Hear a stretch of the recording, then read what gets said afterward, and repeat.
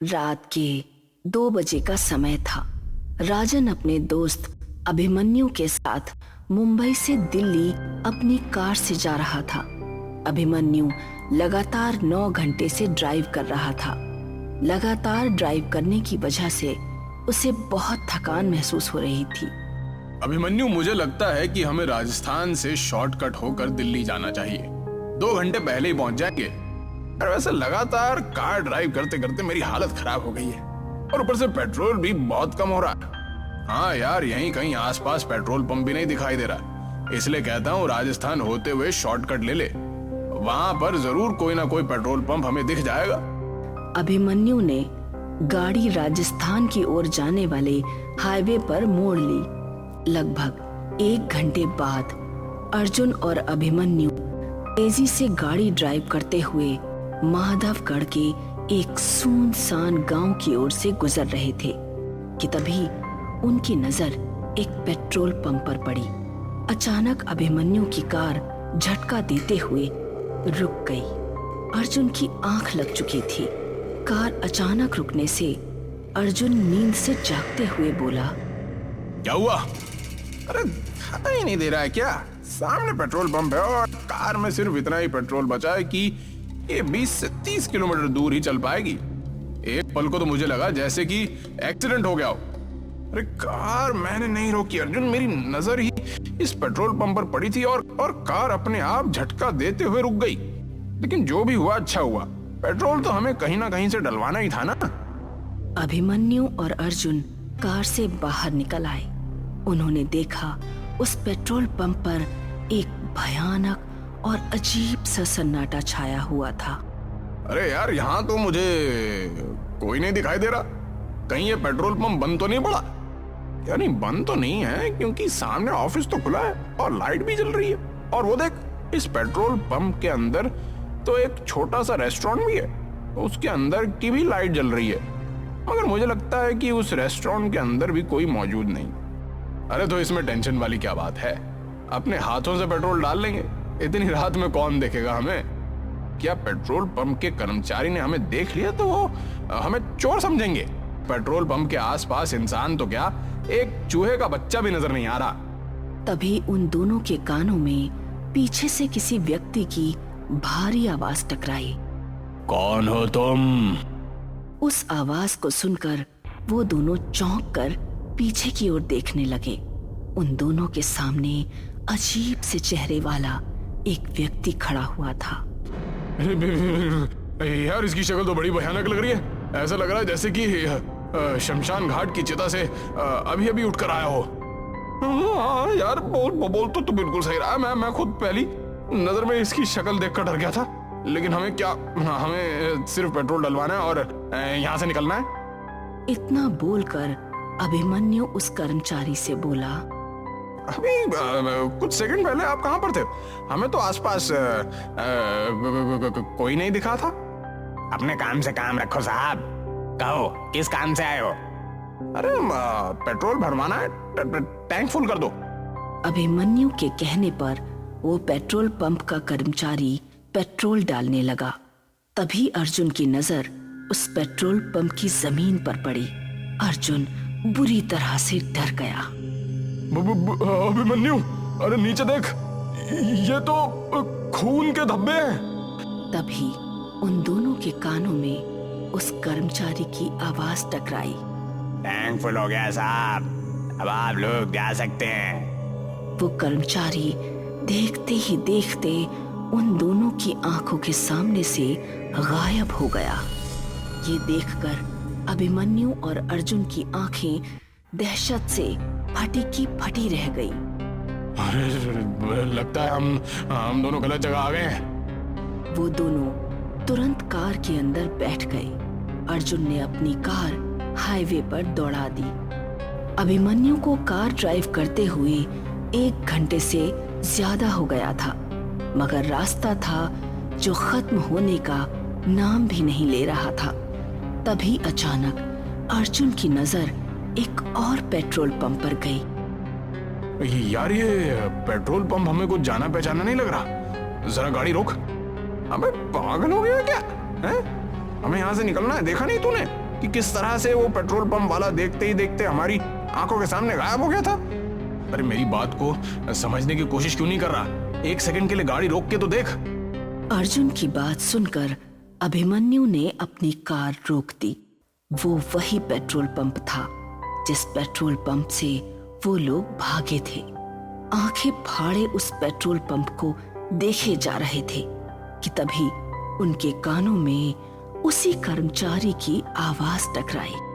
अरे तुम मुझे पेट्रोल के पैसे नहीं देकर गए थे साहब। उन दोनों ने जैसे ही खिड़की के सामने देखा तो वही कर्मचारी अपनी भयानक शक्ल लिए हुए उन दोनों को देख रहा था। कुछ ही पलों में अर्जुन और अभिमन्यु की चीख सन्नाटे को चीर गई। इस घटना के 3 महीने बाद शाम के 5 बजे एक कार तेजी से माधवगढ़ के हाईवे पर दौड़ रही थी। कार के अंदर 3 लोग सवार थे, करण, नंदिनी और विजय। वो तीनों पुलिस वाले थे जो 3 महीने पहले लापता हुए अर्जुन और अभिमन्यु की जांच कर रहे थे। कार विजय ड्राइव कर रहा था और विजय को ड्राइव करते हुए काफी देर हो गई थी। यार, पीछे हम पिछले 6 घंटे से इस हाईवे पर अपनी कार को दौड़ा रहे हैं, मगर यहाँ तो सन्नाटे और वीराने के अलावा कुछ भी नहीं है। अरे मेरी भी कुछ समझ नहीं आ रही है, आखिर ये अर्जुन और अभिमन्यु रात के इस वक्त इस सुनसान इलाके में कर क्या रहे थे? उनके मोबाइल की आखिरी लोकेशन इसी जगह के आसपास की है यार। नंदिनी, जो कि कार के पीछे वाली सीट पर नींद की झपकी ले रही थी, अचानक से बोली, पता नहीं वो लोग जिंदा हैं भी या नहीं। अरे कमोन नंदिनी, ऐसे नहीं बोलते। अभिमन्यु और अर्जुन जैसे भी थे वो हमारे दोस्त थे। हाँ, 1 नंबर के रिश्वतखोर। अरे लोग मुझे आकर शिकायत करते थे उनके बारे में। तो तुम क्या चाहती हो? अगर वो दोनों रिश्वत लेते थे तो क्या उनकी छानबीन नहीं की जाए कि आखिर वो कहाँ लापता हो गए?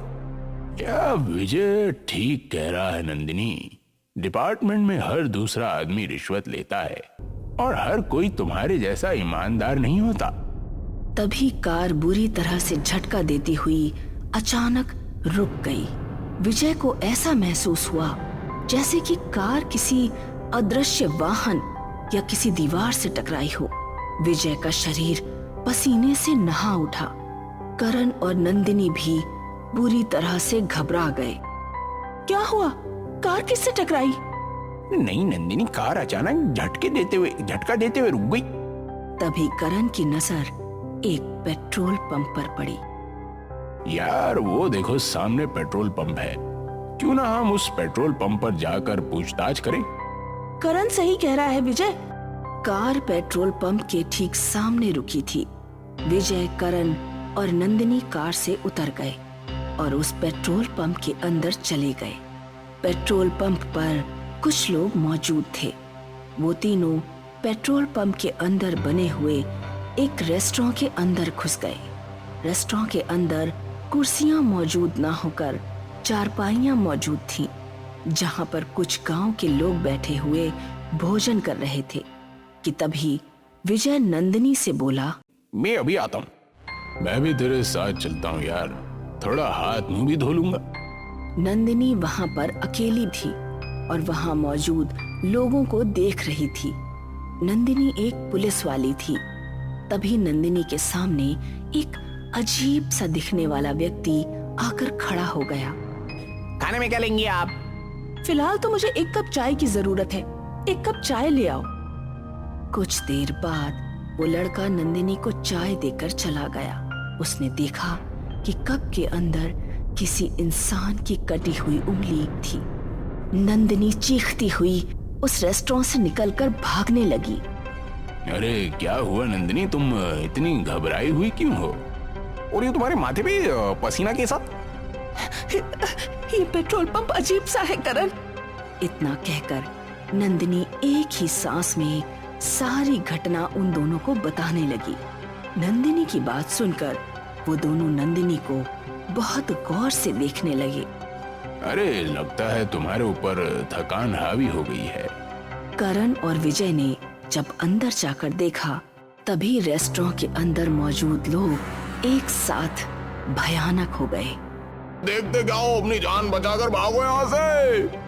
करण और नंदिनी फुर्ती से वहां से निकल गए, मगर विजय नहीं निकल सका। विजय की दर्दनाक चीख सन्नाटे को चीर गई। हमें जल्दी से अपनी कार में बैठना होगा। अरे कार में कैसे बैठेंगे नंदिनी? कार कहीं आसपास नजर ही नहीं आ रही है। क्या मतलब नजर नहीं आ रही है? यही तो खड़ी थी, कहाँ गई? अरे हम दोनों को अब बातें करने में अपना वक्त बर्बाद नहीं करना चाहिए। जितनी तेज भाग सकते हो मेरा हाथ पकड़कर भागो। वो दोनों उस पेट्रोल पंप से दूर भागने लगे। वो दोनों बहुत देर तक हाईवे पर दौड़ते रहे। उन दोनों की सांस फूलने लगी। तभी नंदिनी चीखती हुई करण से बोली, अब तो उसी जगह वापस आ गए हैं करण। ध्यान से देखो, हम दोनों ने यहीं से तो भागना शुरू किया था। वो सामने पेट्रोल पंप है। करण की सांसें हलक में अटक कर रह गई। वो ठीक उसी पेट्रोल पंप के सामने ही थे।